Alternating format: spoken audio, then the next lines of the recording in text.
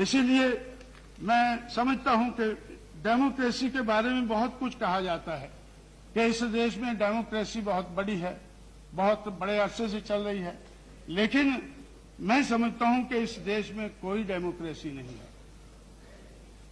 It is एक इस खेल चल रहा है इस देश में जिसमें अमीरों के नोटों से गरीबों के वोटों के साथ खिलवाड़ होता है। अमीरों के नोटों से गरीबों के नोटों के साथ खिलवाड़ होता है और मैं समझता हूं कि इसको अमीरों के नोटों से गरीबों के वोटों के साथ खिलवाड़ होता है, जिसको डेमोक्रेसी कहते हैं। इसी तरह से हमारे जो चीफ इलेक्शन कमिश्नर हैं तो मिस्टर सेशन, तो उन्होंने एक किताब लिखी है, उसमें उन्होंने खुद कहा है कि इस देश में डेमोक्रेसी नहीं है। उन्होंने एक मिस्टर सेशन ने उस किताब में ये लिखा है, ए heart full of burden, heart full of burden किताब लिखी है और उन्होंने इस किताब में लिखा है कि इट इज जो डेमोक्रेटिक कल्चर है इंडिया में, it is in an advanced stage of decay. ये डेमोक्रेसी जो है it is an advance stage of decay, ऐसा चीफ इलेक्शन कमिश्नर को कहना पड़ा है। और इसी तरह से तो उन्होंने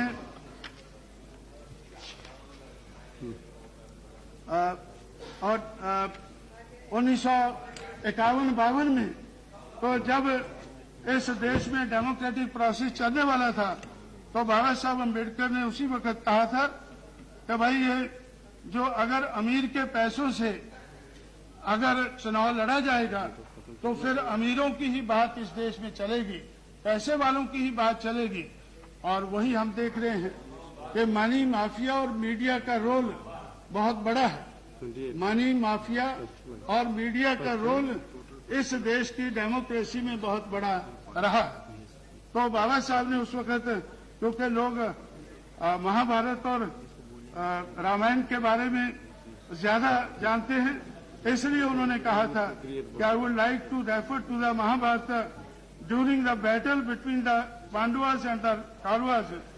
Bheeshma and Drona were on the side of Kauravas. Pandavas were in the right and the Kauravas was in the wrong.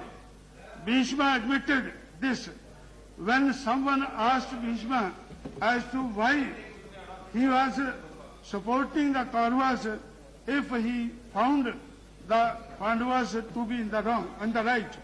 Bhishma replied in that memorable sentence, I must be loyal to the salt. Bheeshma ने कहा I must be loyal to the salt.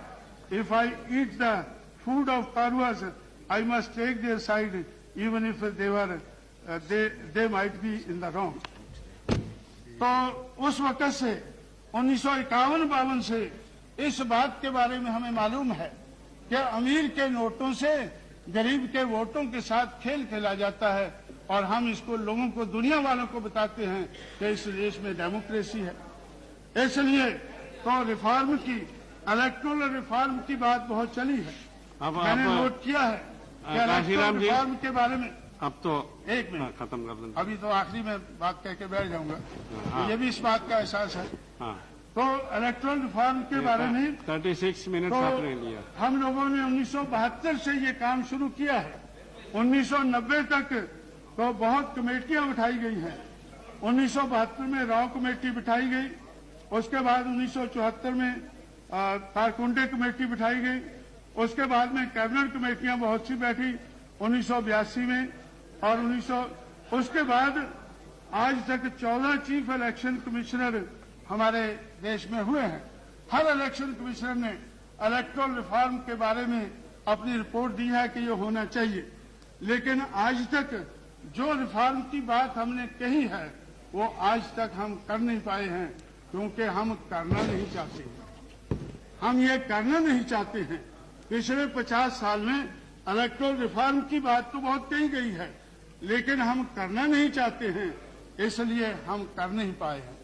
तो इसलिए मैं समझता हूं कि अगर सही मायने में पॉलिटिकल डेमोक्रेसी को रिस्टोर करना है तो हमें ये रिफॉर्म करने होंगे। और political democracy without social and economic democracy ये भी इस देश में आज तक कामयाब नहीं हुई है, आने वाले समय में कामयाब नहीं होगी। इसलिए अगर हम पॉलिटिकल डेमोक्रेसी को कामयाब बनाना चाहते हैं तो हमें सामाजिक और आर्थिक दिशा में जो परिवर्तन चाहिए वो परिवर्तन करने चाहिए। और मैं समझता हूं अगर 50 साल हमने ये नहीं सोचा है तो 50 साल के बाद ये पूरा साल जब हम सोच रहे हैं, सोचने लगे हैं, तो पूरा साल हमें ये सोचना चाहिए कि क्या कमियां रह गई हैं, उन कमियों को दूर करने का हमें एजेंडा बनाना चाहिए।